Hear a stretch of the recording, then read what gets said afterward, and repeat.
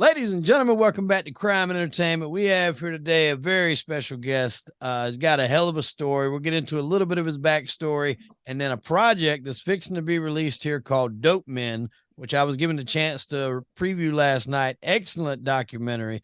Please welcome to the show, Seth Ferranti. Seth, how you doing, my friend? Yeah, what's up, man? Thanks for having me. I appreciate it. I've been seeing your show, on socials and stuff for a while, man. I appreciate what you're doing. Hey, thank you, man. I'm trying, to make my way in the game. A lot of great content out there, a lot of great content creators. And, your story is one that really hits home because we'll dive into it a little bit. You done some stretch in prison. That's where you kind of started homing your skills as a writer. And that's led to other things. If anybody's seen the White Boy documentary on Netflix, you had a huge hand at that. That was number one on Netflix for quite a while and very well done, might I add. Yeah, thank you. I was very lucky to get involved in that. Um, I hooked up with the director Sean Reck, who runs Transition Studios. Probably like around 2017. I'd say like not even like 2 years after I got out, after serving 21 years for a first time nonviolent LSD and cannabis offense, and I had written about Rick extensively, like while I was in prison, for a bunch of websites like The Fix, and I did some stuff for like Vice and Vice News, about the injustice of his case. Mm-hmm. So, when Sean, I met Sean, and he had just done this documentary called A Murder in the Park that was on Showtime. And before that, he had cut his teeth with like 200 Crime Stopper shows, on all the networks. So I was just really lucky, that I got the chance to meet him. I pitched it to him. He liked it, and he kind of took me on board. And I was a writer before. I started writing my Street Legend series and articles and stuff for Vice and Penthouse, all kind of true crime gangster stuff while I was in. But I didn't know how to make documentaries. So when I got out, to meet Sean and do this project with him, he kind of kept me like he kind of kept me like right next to him, the whole time, and kind of gave me the whole nuts and bolts of how to make a documentary. Because as a storyteller, you could tell a story, but actually making a documentary or a film, I mean, it's like a whole different thing. Mm-hmm. You know what I'm saying? Oh yeah, it's a different beast. Same thing with podcasts. Audio is one thing to be able to tell a story on audio. Then when you introduce video to the mix, that's a whole nother element. When you're Oh talking about yeah. cameras and all sorts of other stuff, and then there's a lot more editing involved. So that's cool that he was able to kind of school you to the game and do that. I mean, that's those kind of breaks, man. You got to be grateful for people that allow you to kind of shadow them and be a side guy and check out everything and learn the tricks of the trade because that's the thing is so many people have the talents, but they just don't get the breaks to be able to make that happen. So that's great that you had that opportunity. Yeah, and plus, he won 9 Emmys, like regional Emmys for those Crime Stopper shows in Ohio. He's Cleveland, Ohio based. And, just getting the chance to kind of have him as a mentor. Like I still use him to this day. Like anytime I got a question about anything, I call him and he always takes my call. He always gives me advice. He tells me how he did stuff. So it was invaluable, like the training that I got from this dude, because I was under him. We were shooting White Boy. The process. It was like probably about a 14, 15 month process. So it was just invaluable, and I just learned from him because as a writer, everything is kind of singular. You might work with a editor, an outside editor, but everything else it's all from you. So then you learn in film, it's like so collaborative. Like cinematographer, sound guys, artists, animation guys, music guys, archivists, just all the different people that you have to work with. And I watched him. How he did it, and he would include me on all the emails. He would include me in the Zooms. He would fly me in for all the shoots. And plus, I had the relationship with Rick. Me and Rick had been writing back and forth from prison ever since he got out of the federal witness protection program where they kicked him out in 2005. And we had been writing back and forth, and when I first started writing Rick, I wanted to kind of, because I was doing the Street Legend series. So I was kind of, writing about these dudes kind of like in the Wild West, Billy the Kid type of vein, kind of glorifying and romanticizing. Because I was serving hard time, and that's what the dudes in there wanted to read. So I was writing for my peers. And so when, I heard about Rick, because I was in Beckley, West Virginia, FCI Beckley, West Virginia, in the late 90s. And there was a bunch of Detroit dudes there. And I heard all this stuff about Rick. And I was like, who is this white dude? He had a bunch of detractors, but he had a bunch of supporters too, like anybody who's infamous or famous. Right. And I kept thinking, like, who is this white dude that was like making all the moves like in the black gangster community? And as a teenager, so it kind of really intrigued me. But then as I started writing, Rick, I found out this whole different story, how they made him an informant when he was like 14. And then, basically they just kind of screwed him and kicked him to the curb and gave him a life sentence when he wasn't even 18. He was like 17. He got a life sentence, and then his fight, to get out. Eventually he did 32 years, and the doc helped to get him out. Right. Wasn't the only thing. They had like the Matthew McConaughey movie, which was really huge Hollywood movie, and a bunch of organizations and people. But yeah, it was a very very good experience for me. I learned a lot, and I just kind of took what I learned from him and applied it to stuff I wanted to do, like Dopeman and some of my other projects. How did you meet him, just out of curiosity? Well, when I got out, I was writing for Vice, and I was doing mostly like true crime stuff. So I was doing mostly like Q&As. So I was either doing like features where I told somebody criminal story, or how they got busted or something like Right. that. But I was doing a lot of QAs for like new books, crime related books, or new crime related films or new crime related docs. And I would get them and I would pitch them to Vice. And I saw his movie A Murder in the Park, when it came out on Showtime. And I pitched it to Vice and they wanted it. So that's how I met him. I did the interview, and actually Vice ended up not running it for whatever reason, but I still made the connection, Right. with him. Yeah, and it kind of grew from there. And like I say, it's like whatever, like 6-7 years later, and I still, not like I talk to him every day, but I can reach out whenever I want, and he's there for me. So that has been like invaluable to me as I've kind of built my own studio. I've kind of just I saw what he did, and I've kind of mimicked him, Right. Emulated him, except, of course, like with my own style, because he was more like wrongful convictions, wrongful murder convictions, getting people out. That was kind of his thing, Right. where, I'm more, I like more, I mean, my stuff falls, I would say, in true crime, but I'm more like, like counterculture, like drug stuff, and of course, like Dopeman. I mean, it's a mafia story, but it's a drug cartel story. Right. And that's what we'll get into now, because reason that I really enjoyed Dope Man is because there was a lot of names thrown around in there that I'd never heard of.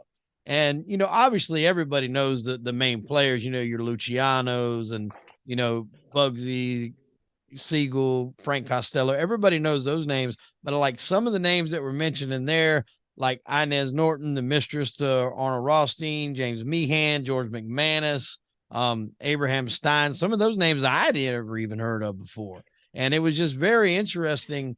And a lot of the clips that you guys were able to put together, like, I guess to start with, how much of that stuff was actually prescribed back in the day that, throughout time had turned, then became illegal. I mean, cocaine was actually in drinks, and that breaks it down how all that stuff was basically given, as medicine and prescribed, but then through the channels that, eventually became illegal. But Arnold was just so ahead of his time. He was able to put a lot of stuff together and facilitate these guys basically being, I guess you would call them like the OGs, not to coin that phrase, of being able to be these dope men.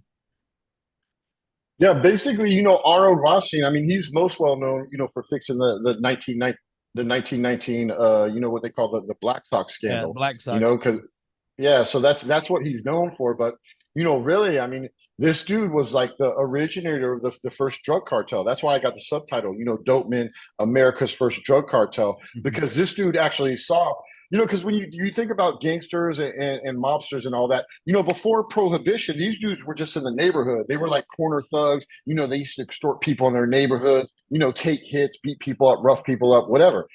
Small change. They didn't have a lot of money.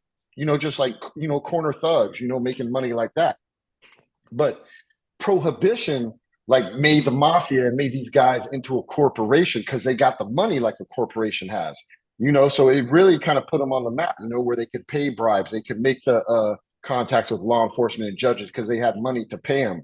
And then what they kind of did too, they kind of diversified as Prohibition went on, because they were kind of, at first it was like all Irish gangsters like Jack Lake's Diamond, the Jewish like Arnold Rothstein and some of the other ones like Bugsy Siegel, Meyer Lansky, some of the bigger names. And then, they have Italians like Lucky Luciano, Al Capone, and these guys all used to work together and, sometimes, kill each other or whatever, because that's what gangsters do. But Arnold Rothstein kind of saw the writing on the wall, and he knew that prohibition was going to end. So, they had created these empires with all this money. So he was like, what is the next move? This is going to end. We need something to keep the money going. And so that's where, the heroin, the dope came into it. And he started training these guys and giving them money and sending them over, to Europe and, different places, like the whatever they call the Golden Triangle and stuff like that, like the Far East, and getting these dudes to make dope connections. And then they already had all the smuggling routes from the alcohol, because they were bringing alcohol from Europe, they were bringing alcohol from Canada. So they already had a smuggling route set up. So they just started, putting heroin. And then, so when Prohibition did end, they already had everything in place. And then it's weird too, because when you look at it, as soon as Prohibition ended, and then, Lucky Luciano, he killed the old bosses and he formed the Commission. And that was like the new style Italian, Italian American mafia. And if you look at it, they made it all Italian. So, some of the Jewish guys and some of the Irish guys, weren't involved as much. But what they did, and I don't know this for sure, because, I'm not privy to the conversations that they had. But when I look at it, it looks like, to me, when I look at the history, it looks like they had to have a meeting sometime and they had to say, look, the Jewish gangsters, we're going to go into finance. The Irish gangsters, we're going to go into politics and law enforcement. And the Italians, we're going to stick with the organized crime. But so then they had all the three pillars in society that they needed, because then the mob, that's how the mob got all their political connections. It was from, the Irish gangsters and then their families as the decades went on. And then they had with the Jewish, they had the finances, for the banks and stuff like that, and eventually the casinos, to wash their money. So it's like, when you look at it like that, through that type of lens, it's like, and nobody knows if they had these conversations or not. It's not proven, and we can't go back and see. But, the way it looks to me and the way I try to show the dope men, they set all this stuff up. They said, I don't know if Lucky said, hey, you guys go into this, Irish, you guys go into this, and this is how we're all going to make money. Yeah. There had to be some sort of, communication going on, because like you said, it had everything set up strategically. And you're absolutely right. With Prohibition, it did make those guys a ton of money, because I think you even have a clip in there where you basically say, whenever there is something that, is a vice that people want to do, be it gambling, prostitution, or back in those days, alcohol, there's going to be a demand for it. Somebody has to supply that. And that was right up these gangsters' alley. And with Rothstein, like you said, having the foresight to be able to say, all right, when this isn't illegal, we have to have something in place to be able to generate this income. And like you said, everything was laid out, all the past they would use, all the connections, a lot of the ways they probably transported it was similar. So you just basically switch products, and this product's going to bring in a whole lot more, than the alcohol. And a lot of these guys back then were posing as businessmen. It's not like it is today. You're not just going to hop on a boat, go over there and make a connection. That ain't going to happen. But in those days, like you explained, these guys were able to go over there, pose as businessmen, because they were going to ride first class in the ships and say they were basically working for pharmaceutical companies, and then buy the stuff in bulk and then go back. It's crazy. Yeah, man. I mean, they really had a racket. And something else I try to show in this, right? Because a lot of people think like this drug war, like it's recent, like it started with Nixon and then amped up again with Reagan and Bush. That's like when I got in trouble, like the more recent war on drugs, Right. in the 90s. But if you really look at it, another big character in this Dope Man series and this doc is Harry Anslinger, who was a failed prohibition agent. And then he kind of, he was appointed, of the newly formed Bureau of Narcotics, and this dude, like he grew up in Pennsylvania with kind of like, Quaker values, and also he went to work for the railroads. And in the early 1900s, the railroads were like some of the biggest corporations in the country. So he had like these religious, kind of Quaker values. And then he meshed them with this kind of, white corporate structure, mentality. And, he brought it, to the Bureau of Narcotics. And when you look at it, everything, all these values, that he kind of set up, I mean, they started the war on drugs back then, man. Because Yeah. if you look at it, everything that is, we say today, now everybody loves to say, oh, yeah, the war on drugs is racist. But, this dude, Harry Anslinger, he was chasing all the Italians just because they were Italians. Because when he was working on the railroad, there was a whole bunch of Sicilians and he didn't like them. You know what I'm saying? Because they didn't listen to him or, well, for whatever reason.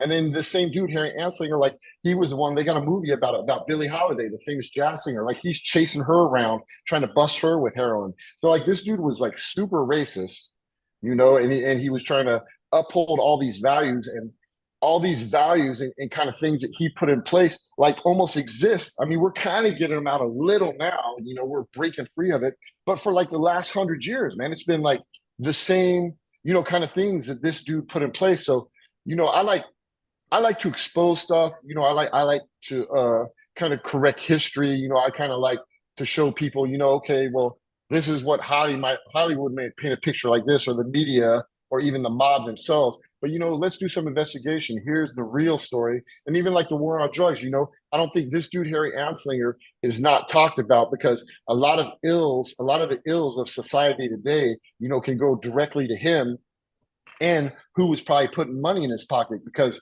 if you go back, right, like you remember they always talk about the industrial age, or the robber barons at the end of the 19th century. And this is where like a lot of these big names like the Rockefellers and all these other names that we all know of, these super rich families, they made their money in the industrial age as robber barons, because they were basically exploiting labor, child labor, and people. Like me or you would work for them. We'd have to work like 10, 12 hours a day. We get our arms cut off, our foot crushed. They wouldn't do anything. You were just like out. They would have kids, working. And then, in the early 20th century, that's when, they started writing about it. And these guys, that stuff changed like that. So they had to do the same thing. All these people from the industrial age, they were like, well, what's my next thing? How am I going to make money? Just like, the mob was looking like after alcohol, how are we going to make money? Right. So these robber barons did the same thing, except they went into like the pharmaceutical and the plastic stuff. Because if you look at the history of pharmaceuticals and the plastic companies, that stuff didn't come online until like the 20s. Mm-hmm. So, these industrial age people, they had the money. They were like, how can we keep making money? Because we can't exploit people like this anymore. So, and like I say, I can't say for definite that Harry Anslinger had any contact with these dudes, that were running, these new corporations. But, if you look at how politics are today, everything is like a private agenda. Everybody that funds the politicians, they got their own, agenda that they're trying to push. And when you get a lot of money and you have, the top 10% of the population, or even top 1%, you got enough money, you can make stuff happen. So these people, they got like cannabis made illegal. They push like these racist laws. They got like destroy the hemp industry, so they could replace it with plastic. And lo and behold, 100 years later, we got the fentanyl crisis. People dying, thousands of people dying every day. Our oceans are full of plastic. So I kind of look at this whole thing like this drug war, the money, the corporations, how some stuff was outlawed and other stuff wasn't. It's all kind of, to me, like the dark side of capitalism. And I feel like we've kind of been stuck in this dark side of capitalism. So, I'm trying to show that parallel. Like we got this 100-year parallel, with law enforcement here, and then the drug dealers here, and it's just been this ongoing battle. And like I say, the names and faces has changed, because the Mafia was the first drug cartel, and they probably stretched all the way into the 70s and 80s. And then it went to the Colombians, and then the Mexicans, and even like the African Americans had kind of had their time. So it's just weird, like when you look at it, because everybody knows the surface stuff, but when you start pulling back the layers, you can kind of see why. Because that's a big thing to me. Because I did 21 years in prison, so I'm always like, as a first time nonviolent offender, I grew up in the suburbs. I'm like, I sold marijuana and LSD, so always to me, it's like, why? Why did I have to do 21 years? I didn't deserve to do 21 years. Whatever. I got over it. I've done what I have to do, but I'm still searching, and I want to show people, all these different layers. Like, why are things how they are? Right. Because our government and our media are great propagandists, and they put all this propaganda, like, oh, the American way, the American dream, the white picket fence, go to work for somebody else, And I want to show like, why is this stuff? It's all in place so the people in power, so the people with money can keep it. Mm-hmm. Yep. So 100%. I think Dope Man kind of alludes to that, without actually shoving it down your throat, because I'm not a conspiracy theorist, and I don't want anybody to think that I'm going that route, but if you really watch it and you watch something like White Boy that exposes the corruption, up to the mayor of Detroit, and then you watch Dope Man and it shows this corruption with like the Bureau of Narcotics and its predecessor, the DEA, you can see like, why was the drug war, waged so long, basically, because of forfeiture, because they were seizing stuff. It's all about money in this country, no matter what it is. So I'm just trying to show that, hopefully people can realize, and hopefully, we can, because I'm American. I love this country. America is one of the only countries where you can come with nothing and you can actually be successful. It doesn't happen to everybody, but it can happen, and it does happen. So, I love a lot of the things about capitalism and things about the American dream. I believe in that. I just think, for the last 100 years, with the drug war and all these, uh, people with all this money, robber barons or whatever you want to call them, industrialists. I just want to show, that this is the dark side of capitalism. We've been ruled in this country by the dark side of capitalism for the last 100 years. And I feel like we're coming out of it a little, like with cannabis, because cannabis before, the 1920s or whenever they made it illegal in the 20s or 30s. It was used to treat everything. There was like 60 different, ailments that, like herbalists or like the local healers in the town, they all just smoke some weed, or use, they would make, like creams and everything, like they're doing now. So for like 100 years, that was buried, and now it's finally coming back out. And the same thing, I'm a psychedelic guy. So the same thing, up until 1966, like psychedelics were legal. But then, when the hippies came and and all that, and the government, they wanted to control people, and people were like kind of revolting against that 50s, white picket fence mentality, and the government got scared. So, and it's even come out now, that Nixon in 1971, that's why he, you know, made, started propagating the war on drugs, because he was trying to target the blacks and the hippies. Mm-hmm. Yeah. And that's one thing too. It's like certain aspects of this. It's that old saying, the players change, but the game stays the same.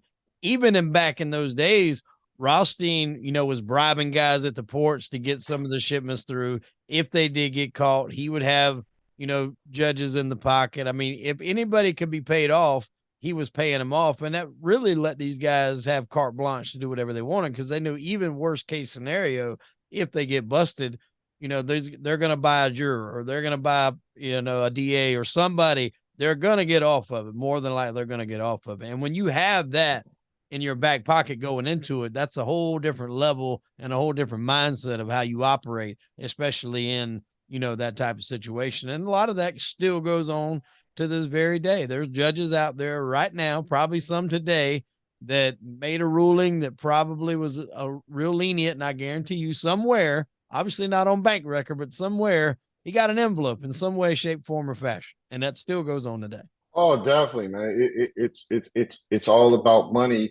And if you look like what they set up, so that was a genesis, with Rothstein and Lucky Luciano and Jack Blake's Diamond and a lot of other guys back there. They laid the foundation, and that foundation that they laid that was in place after Prohibition. I mean, for the Mafia, like that lasted, dude, like into the 80s. It's only been really since the 80s that the government kind of went full steam against the Mafia and kind of, decimated them. They're still around, but it's not like, like if you go like the 40s, 50s, if you go like the 40s, 50s, 60s, even in the 70s, like, like especially the 60s, 50s, and 60s, the mob was almost as powerful as the government. Oh, yeah. They had all the politicians. They were, I don't know what you think about, like the JFK or the Robert Kennedy assassinations, but, from everything that I've read, and the mob had a lot to do with those. So, that shows you how powerful they were, So, yeah, it's just, that's what I like to do. I like to look at history, through this kind of lens, and, how did we get to where we're at? And that's kind of, with this first volume one, Dope Man's going to be a series too. So this is just the first. That's what I was going to ask you. It says volume one, so I'm assuming we can expect more and kind of, are you going to pick up on the tail end of this? Where were we going here with 2? Yeah. So what I try to do at the end of volume one, I try to foreshadow, kind of what is to come, but volume two is, going to be more mafia stuff because, after, Lucky Luciano in the 40s kind of, went away from the scene, that's like kind of when the French Connection started. Right. And then it was a French Connection for, a couple decades, and then after that, volume three is going to kind of look at the pizza connection, like that, which started, in the 60s, Yeah, in the Rios 60s. and all So that. Yeah. yeah, and then, even so it'll be three looking at America's first drug cartel, the Mafia. But then, kind of as the Mafia, got decimated by the federal government, in the 70s and into the 80s, that's when the Colombians, started up. And then, same thing, by the time the Colombians got, you know, Pablo Escobar and all them got killed and they all got indicted in prison. And the Mexicans started. So it's just, I'm trying to show it's like this 100-year war, one side law enforcement, the other side, the drug dealers. And it's just going on, forever. So, they talk about cartels all the time, like it's a Colombian and Mexican thing, but cartel, it's an American thing. Right. The Italian Americans started this, Yeah. And so man, nobody really kind of looks at it like that. one of the names I'll jump on, I mean, I'm interested in a lot of this stuff. So some of these names did stick out to me and I had recognized before. But as far as the amount of times that they tried to kill Jack Legs Diamond, I didn't realize that was the case. Like, I mean, you're almost putting him in there with classifying him with Rasputin or something, man. I mean, they tried a bunch to kill him. I had no idea that was the case in there. That was very interesting stuff to me. Yeah, no, Jack Legs Diamond is really a character, because if you go back to like the newspapers, because I did a lot of research on the newspapers and also with my co-writer and co-producer Christian Cipollini, who really this whole idea came from Christian. I'm not going to take credit. This was Christian Cipollini's baby. I was just I had the studio and I had the film stuff and I had just done White Boy. Yeah, so we started talking about it and I'm like, man, let's do this. But when you go back and look at the papers, the two most famous mobsters in that era were Al Capone and Jack Legs Diamond. I mean, they got the most press, Al Capone, because, he was ruthless, the Valentine's Day Massacre and all that. And he kind of took over Chicago, made it a mob town, came from New York. And then Jack Legs Diamond, because, nobody could kill him. And, also, not only could they not kill him, but, he was hanging out with like actors. He was like in the limelight. He was kind of like a John Gotti before a John Gotti. Right. Yeah. The way he kind of moved and the access he had, and he was hanging out, going to all these, ritzy events, high society. So he was like one of the first gangsters kind of doing that. Yeah. So Jack Legs Diamond is a really, really interesting character. I mean, bulletproof, whatever you want to say, but he was right in the mix. Eventually, maybe a little arrogant. He was an Irish guy, so probably hot tempered. Right. I don't know if he drank or not, but a lot of Irish people do drink, so and that can cause problems. But eventually they got him. But for a while he was kind of the face of the gangster in New York. Yeah, and that's another thing that's so compelling about these guys is when you peel back, like you said, the layers and look into the stories of some of these guys. Like Costello was like that in certain ways. He was hobnobbing with celebs and but he only got attempted to be assassinated one time by Vinny Gigante. This guy was shot multiple times. Like he was actually shot, not even that they missed. Like they shot him multiple times, 2 different occasions, and he still bounced back from it. So those are guys that like, I really like the way this documentary highlighted those guys that maybe haven't always had the mainstream and the front page and the more known documentaries. I really liked how you highlighted some of those guys. When can we expect this to drop and on what platforms is it going to be available? Yeah, so I already submitted it to like the aggregator. I'm using this aggregator distributor called Indie Rights. So like when the process is like when you first give film, like you got to give it to them in certain file formats, and they got to kind of like QC it, because they have to change it into all these different platforms because every place you submit it to, they want it submitted a different way. Right. So they told me like 1 to 4 weeks. So it's already probably been like a couple weeks. So I would expect it in the next couple weeks. I'm Outlaw Films, or my name is not big enough where like I'm gonna get like a set release date, and it's not like an Amazon Prime or an Apple production. It's independent production. But I'd say in the next couple of weeks it's gonna be on Amazon. It's gonna be on iTunes, for what they call TVOD, transactional video on demand, like where you can rent it or buy it. Right. And then 60 days after it goes on the TVOD, it'll be like on Google Play, all that.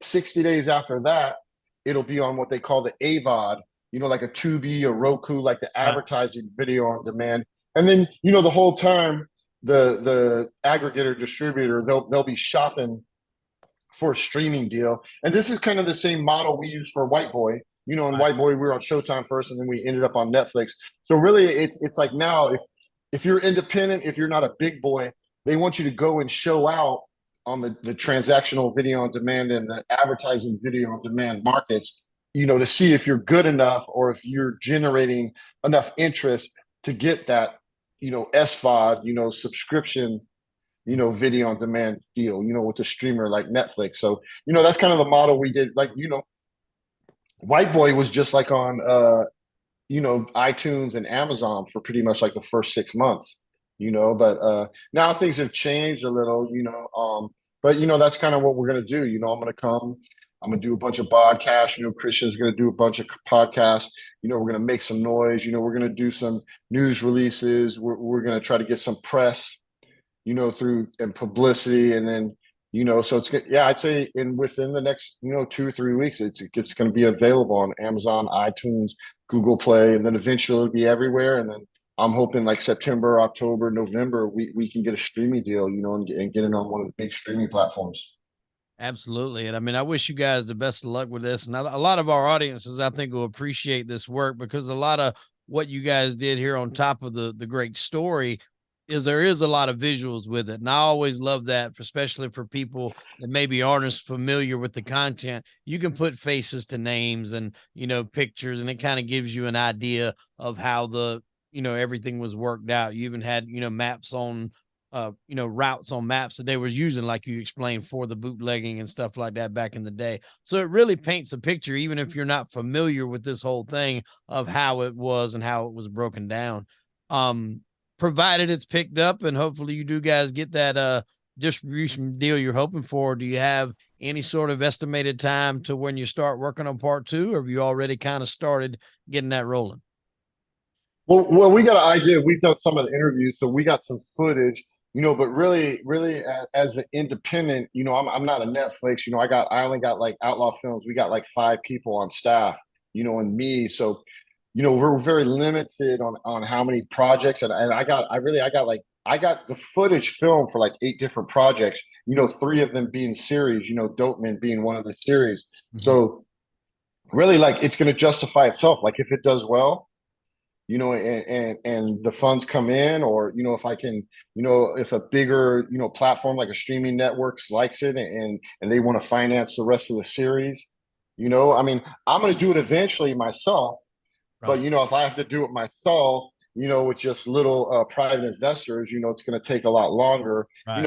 If I can, because this is almost like a pilot, right, for the series. Yeah. So if one of these, if it goes down good and a lot of people want it and buy it, so it's all based on the interest. But that's what I'm hoping. I think a lot of people are going to be interested. I think it's really well done. It's written good. I think it looks like it should be on Netflix. Oh, so, it does. But. Yeah, but I'm not Netflix, so I can't decide. I'm not the buyer or the acquisitions person for Netflix. So, we'll see, man. But a lot of times they either want to buy stuff from these big film festivals, or they want to have their own in-house projects. So to kind of break in as an independent, it's harder. But I was already part of a team that did it with White Boy.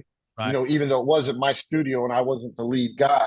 But that's who I learned from. That's who trained me.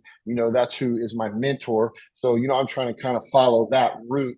And really, in anything in life, any type of business, I believe the thing with Hollywood, it's like knocking down doors, man. Because if you don't knock, if you don't push that door open, if you don't put your foot in it when it opens a crack, ain't nobody gonna let you in. Yeah. because it's all, it's a bunch of money. The people that are already in, they want to use the money for themselves to make the stuff they want to make. It's a limited amount of money.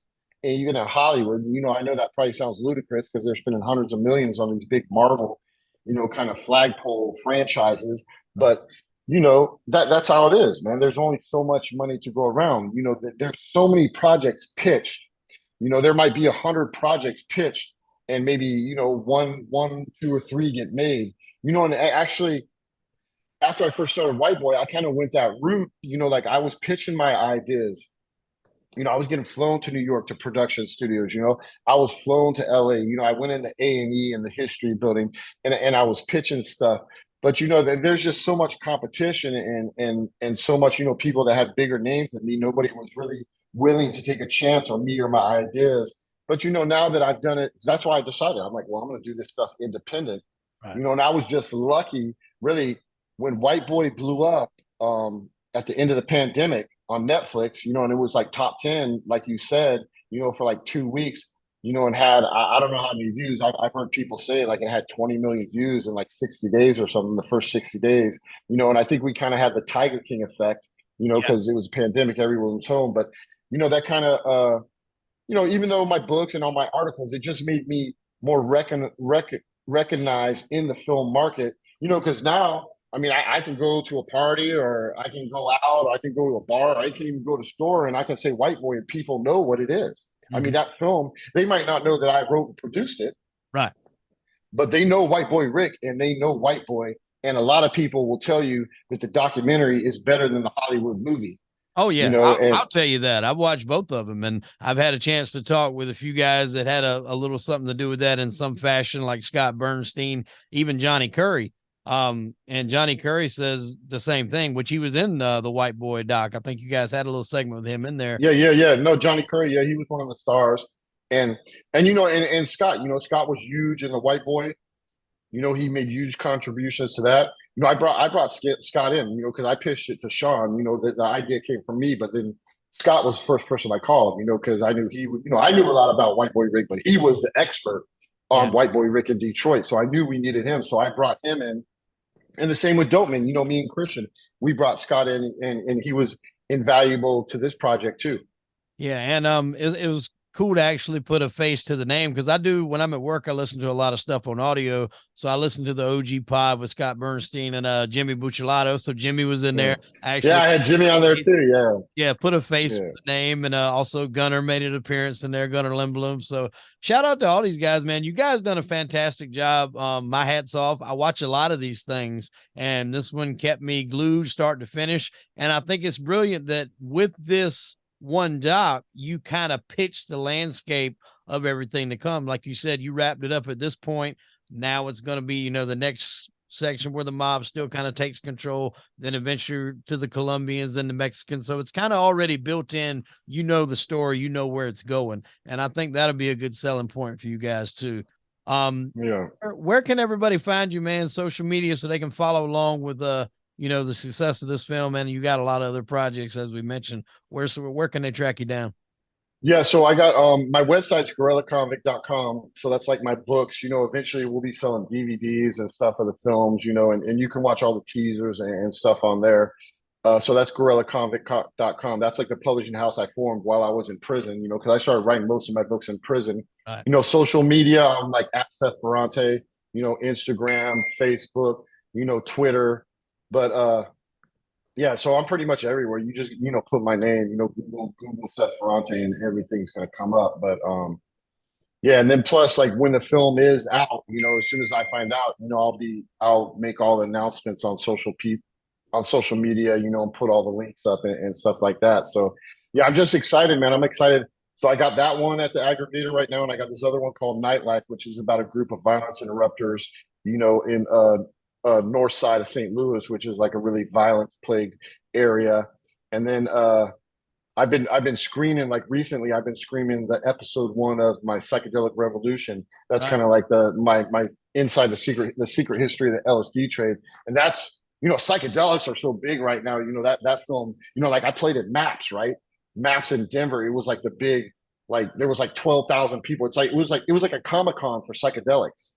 Wow. Is that where You you know what I'm just were saying? at? I've seen some of the pictures on your social media. Yeah, no, that was actually in the June. I was just a couple days ago. I was in Grass Valley. We screened it for a small audience at an art gallery at a psychedelic. It's a psychedelic art gallery called the Chambers Project. You know, they Okay. have like the biggest psychedelic art collection, you know, in pretty much in the world.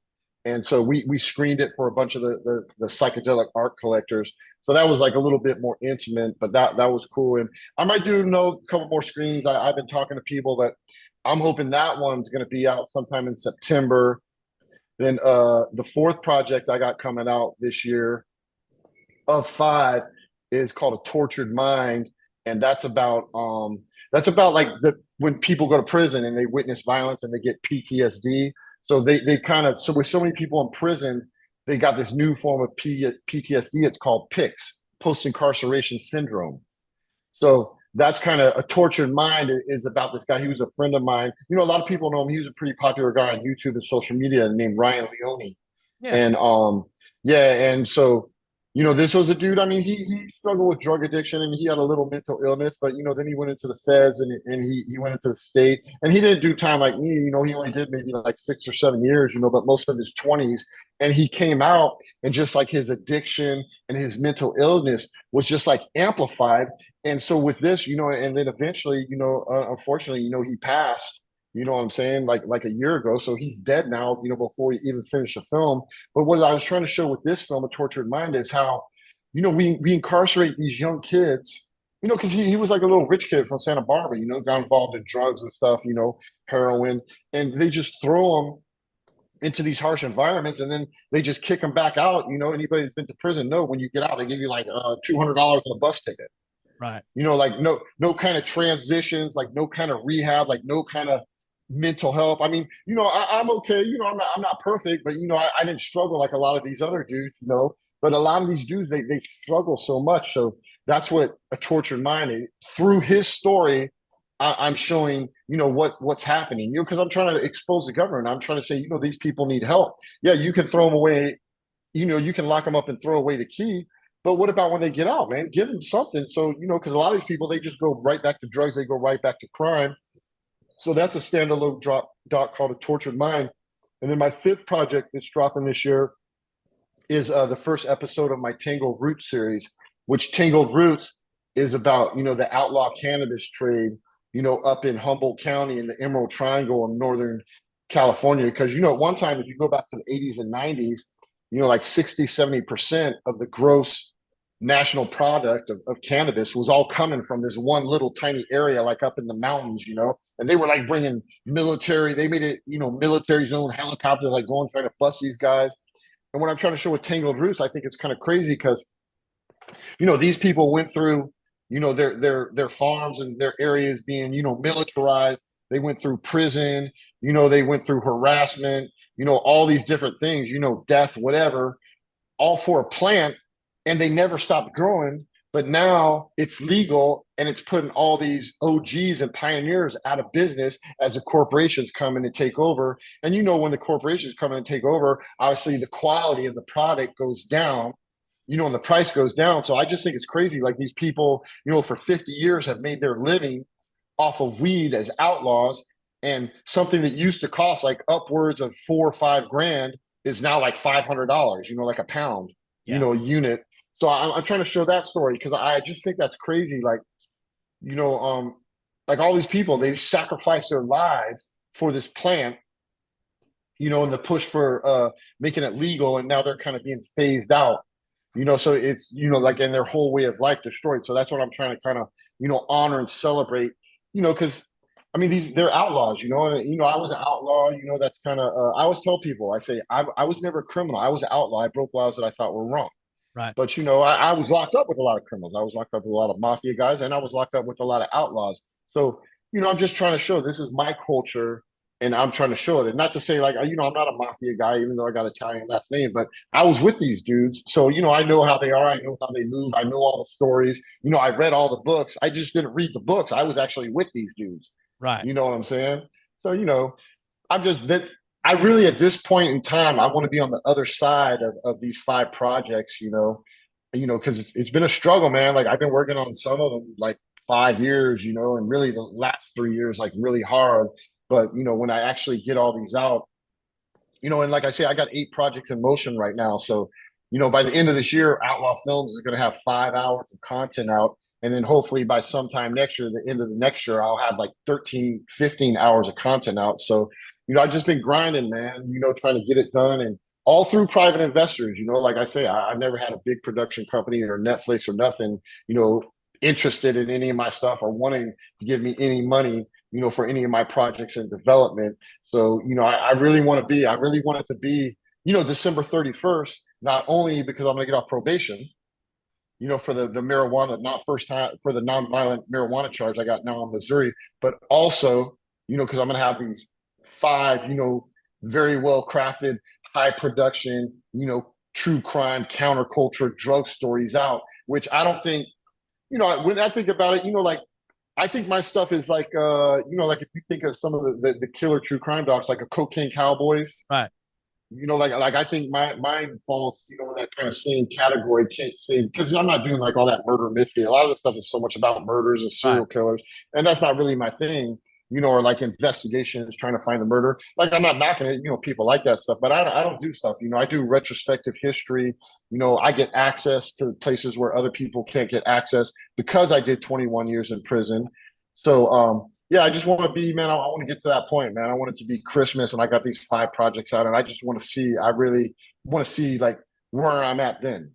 Right. And I mean, I can just listening to you talk these last few minutes and detailing all these projects, your passion bleeds through when you talk about it. And I think largely because, like you said, you've done 20 plus years, you've been around these guys, you were with them. That wasn't since your family when you're in there, just like when people go to work, you have a work family. That was your family. You knew these guys and you can just tell you speak with it with conviction and passion and, highlighting those things like the struggles that people do when they come out of prison, they have to deal with. Everybody wants to preach. So they want you to get out and do better, but they really set it up for you to fail. They bank on you coming right back in there. Oh yeah. Dude, even like when I was trying to write books in there and write articles and all the guards told me, you can't do that. They used to lock me up for writing, and even like sometimes like my own people, they would tell me like, oh, you can't do that. You can't do that. Or, but really in prison, prison is real racial, but I don't know. It's how I am, or, I grew up in California. So I was always been really diverse, because of my last name and my heritage, I'm Irish and Italian. I sat at the Italian tables. They accepted me because I was Italian and because of the time I had and I wasn't a snitch and all that. So, I was with them. But, I've always been super athletic, I'm like 6'1", 235. You know what I'm saying? And when I was younger, I was probably only like 205, 215, but I've always worked out. I've always been super athletic. So, I would play. I'd be like the only white boy running full court basketball with all the black guys. I'd be like the only white boy, playing soccer with the Mexicans and Colombians and Jamaicans. So, I've always been able to move, in all these different, ethnic groups, like a lot of people can't move like that, right. But at the same time, it's allowed me to get all these different stories, because people trust me. So when I did start writing in prison, at the end of the 90s, I just have like incredible access. And still to this day, like half of my friends are ex-cons, bro. You know what I'm saying? I mean, I gravitate towards the ex-cons that are, doing something positive or, working in the entertainment industry or writing books or stuff like that. I'm not hanging out with people that are actively involved in crime, but there's a lot of people that went to prison, man, that are good people. They just got caught up selling stuff and the war on drugs and all that, but I'm not gonna say. I mean, there's a lot of psychopaths and scammers and con artists and pieces of shit in prison. But that's a smaller amount. I met a ton of dudes in prison. Like, I would take them to my house with my parents and have dinner with them. I don't care if they're all tatted out or whatever.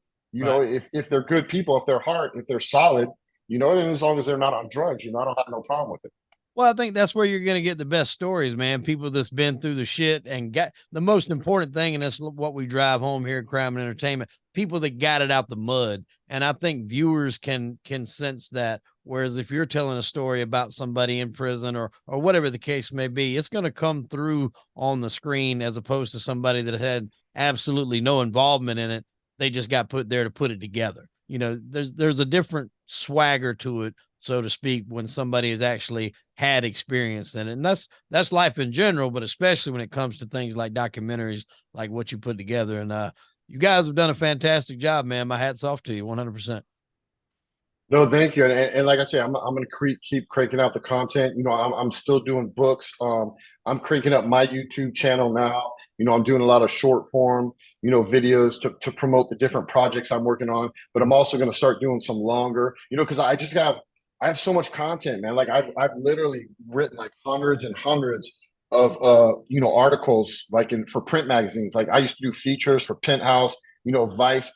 And I've written like online, I've done like thousands of articles. So what I'm doing now with my YouTube, which is Seth Ferranti's True Crime, I'm taking a lot of that stuff and I'm turning it into video articles, you know, because I see stuff on YouTube, bro, and it's just like especially like my Street Legends series, like dudes just like blatantly ripped off like my writing and just like read it or have a robot read it and like, you know, put up a picture of like Supreme. You know what I'm saying? So I'm like, you know, I resisted the YouTube for a long time, you know, just because, you know, I was like, you know, I'm a Netflix guy. You know, I want that real high production value. But you know, I got a lot of friends that make a lot of money off YouTube. So, you know, I like money. So, you know, I'm gonna try to get that money any way I can. And like people have been pushing me for years to like do a podcast, do this, do that. So, you know, but I like to do stuff in my own style. You know, I just don't feel I don't mind talking on podcasts. I can talk all day, but I don't feel like I'm not like an announcer. I've never been comfortable in like an announcer or like a host type of position. You know, I prefer to be behind the camera. But you know, like you said, I'm passionate about my work. So if you ask me about my work or something I'm interested in, I can talk all day. But you know, if you like ask me about something I'm not interested or I'm not passionate about, then I'm just going to be like, you know, give you like a little answer and shut up. Right. Well, I appreciate you coming on the show and letting our listeners know what they can look forward to as they go follow you. We'll put all the links to all your shows, social medias, YouTube channel as well, and the links to our show notes, man. And we wish you guys nothing but the best. And maybe we'll have you back on somewhere down the road, see how this goes, and you know, get us a little insight when you start putting together part 2, because I think one's going to do extremely well. So, folks, be on the lookout for it. Dope Men, Volume 1. Seth, any other thing you want to say before we get out of here, man? No, man, just I appreciate, man. I appreciate you having me on your platform and get, you know, allowing me to get the word out to people. Thank you. Absolutely. I've always had a passion for guys, like I said, that got it out the mud, and you're definitely one of them, my friend. Well, ladies and gentlemen, I am Hollywood Wade. That was Seth Ferranti, and unfortunately, we are out of time. Tune in next week for an all-new episode of Crime and Entertainment. Seth, we appreciate it, my friend. All right. Thank you, man. Peace.